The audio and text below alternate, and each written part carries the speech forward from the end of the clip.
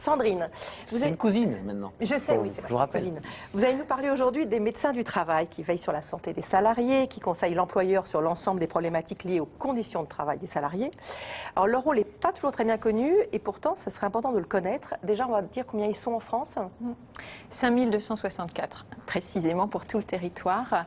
On voit ce chiffre s'afficher. C'est peu par rapport à toute la population active qu'ils suivent. Contrairement à une idée répandue, leur âge moyen est de 55 ans. Et ce sont des femmes aux 2/3. Quel est leur statut ?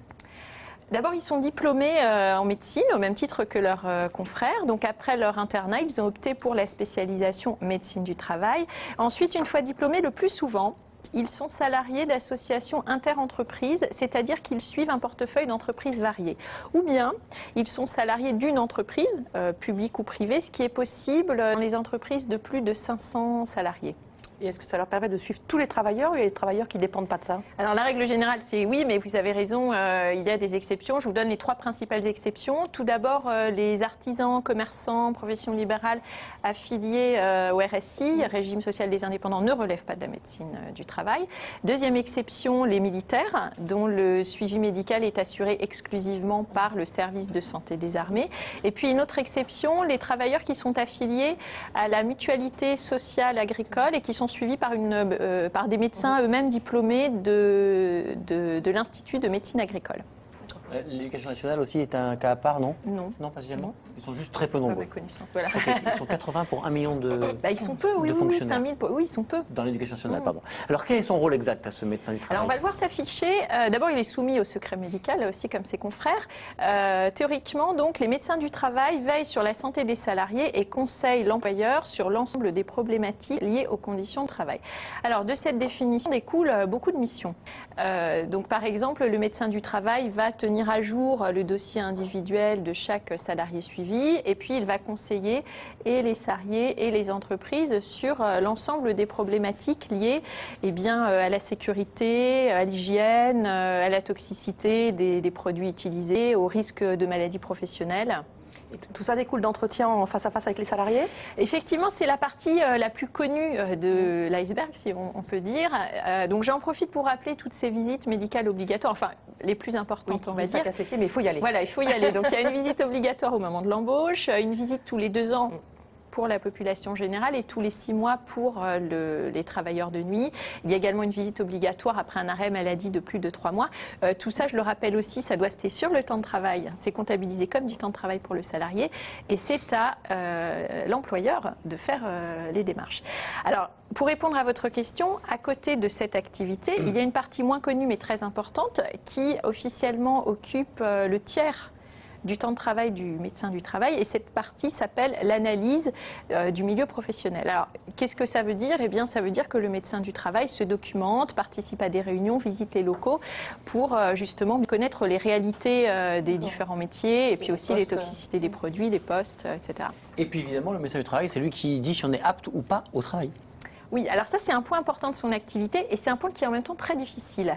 Donc l'aptitude, ça veut dire qu'un salarié est apte, on s'en doute, à occuper un poste de travail et à contrario l'inaptitude, ça signifie qu'à un moment donné, un salarié n'est pas jugé apte à assurer un poste en raison d'une dégradation de son état de santé. Donc c'est un point très difficile. On va voir un dessin humoristique qui résume bien ça finalement s'afficher. On demande au médecin du travail de juger si quelqu'un est apte. Et pour ça, en fait, il faudrait que le médecin du travail connaisse bien toutes les réalités de tous les métiers. Et on le voit sur certains métiers complexes, c'est vraiment pas facile. Ça, c'est un point très délicat.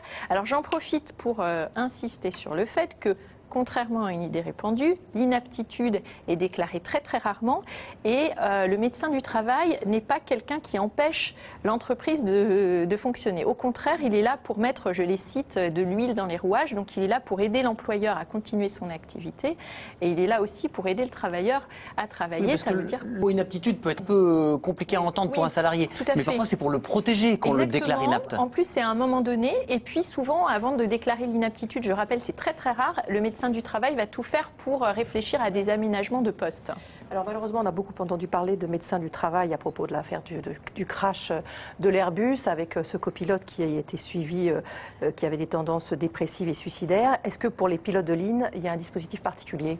Oui, alors si on fait un zoom sur ces professions, effectivement, selon une norme européenne, un pilote de ligne a une double, un double suivi médical. Alors en ce qui concerne la France, un pilote est suivi par un médecin du travail, j'ai envie de dire traditionnel, et puis aussi par un médecin agréé par la Direction générale de l'aviation civile. Et c'est ce second médecin qui va délivrer, qui va attester ou pas l'aptitude médicale aéronautique, et c'est ça qui permet d'obtenir ou pas la licence de vol. Alors, on a bien compris ce que le médecin du travail fait. Que ne fait-il pas ou que n'a-t-il pas le droit de faire? Alors, il n'a pas le droit de faire deux choses, notamment il n'a pas le droit de prescrire des médicaments et il n'a pas le droit non plus d'établir des arrêts maladie. Ça, c'est toujours du ressort du médecin traitant l'arrêt maladie. Alors finalement, le rôle du médecin du travail est très important et pourtant, ils entendent souvent qu'ils sont des sous-médecins, qui sont mal considérés.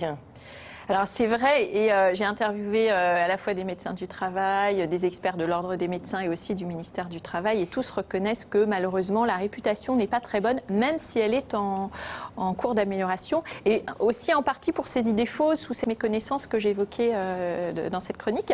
Alors pour finir sur un point positif quand même, ils insistent tous sur une chose dont il faut bien avoir conscience, c'est que paradoxalement le médecin du travail, c'est le médecin qui est le plus en phase avec la vie réelle, parce qu'il est très conscient des contraintes et des contraintes professionnelles et personnelles de ses concitoyens. Donc il est vraiment connecté à la vie économique réelle. Merci beaucoup.